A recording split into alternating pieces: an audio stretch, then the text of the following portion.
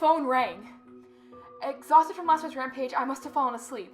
I woke up to the phone ringing and ran into the bathroom, stood on the toilet, and flipped open the phone taped to the ceiling. It was Amy, and I feel so much better. She was really worried about me, and apparently had been trying to contact me since the last time I talked to her. She's coming over now, and yes, she knows where I am without me telling her.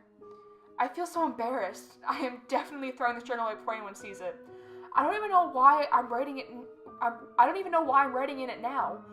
Maybe it's because it's the only communication I've had at all since God knows when. I look like hell, too. I looked in the mirror before I came back in here. My eyes are sunken, my stubble is thicker, and I just look generally unhealthy. My apartment is trash, but I'm not going to clean it up.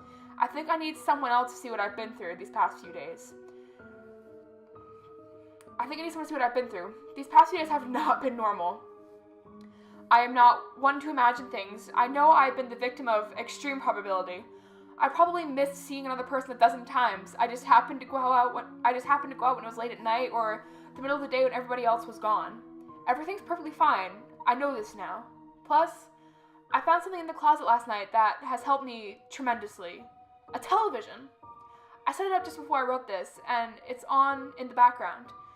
Television has always been an escape for me. It reminds me that there's a world beyond these dingy brick walls. I'm glad Amy's the only one that responded to me after last night's frantic pestering of everyone I could contact. She's been my best friend for years. She doesn't know it, but I count the day I met her among one of the few moments of true happiness in my life. I remember that warm summer day fondly. It seems a different reality from this dark, rainy, lonely place. I feel like I spent days sitting in that playground, much too old to play, just talking with her and hanging around doing nothing at all.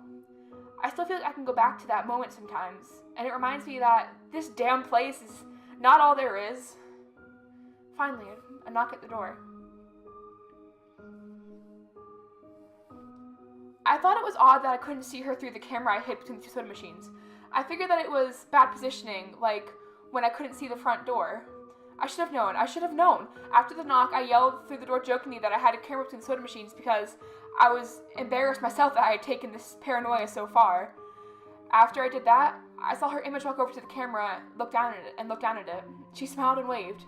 "Hey," she said to the camera brightly, giving a wry look. "It's weird, I know," I said to the mic attached to my computer. "I've had a weird few days." "Must have," she replied. "Open the door, John." I hesitated. How could I be sure? "Hey, humor me a second here," I told her through the mic. "Tell me one thing about us. Just prove to me you're you." She gave the camera a weird look. All right," she said, slowly thinking. We met randomly at a playground when we were both way too old to be there." I sighed deeply as reality returned and fear faded. God, I'd been so ridiculous. Of course it was Amy. That day wasn't anywhere in the world except my memory. I never even mentioned it to anyone, not out of embarrassment, but out of a strange, secret nostalgia and a longing for those days to return. If there was some unknown force at work trying to trick me, as I feared, there was no way they could know about that day. "All right, I'll explain everything," I told her. "Be right there." I ran to my small bathroom and fixed my hair as best as I could. I looked like hell, but she would understand. Smirking at my own unbelievable behavior and the mess I'd made of the place, I walked to the door. I put my hand on the doorknob and gave the mess one last look. So ridiculous, I thought. My eyes traced over the half-eaten food lying on the ground, the overflowing trash bin, and the bed I tipped on the side looking for God knows what. I almost turned the door and opened it, but my eyes fell upon one last thing. The old webcam. The one thing I used for that eerily vacant chat with my friend. Its silent black sphere lay haphazardly tossed to the side, its lens pointed at the table where this journal lay. An overwhelming terror took me as I realized that if someone could see through that camera, it would have seen what I just wrote about that day. I asked her for any one thing about us, and she chose the only thing in the world that I thought they did not know. But it did. It did know. It could have been watching me this whole time. I didn't open the door. I screamed. I screamed in uncontrollable terror. I stomped on the old webcam on the floor. The door shook, and the doorknob tried to turn, but I didn't hear Amy's voice through the door. Was the basement door made to keep out drafts too thick, or was Amy not outside? What could have been trying to get in, if not her? What the hell is out there? I saw her on my computer through the camera outside. I heard her on the speakers through the camera outside, but was it real? How can I know? She's gone now.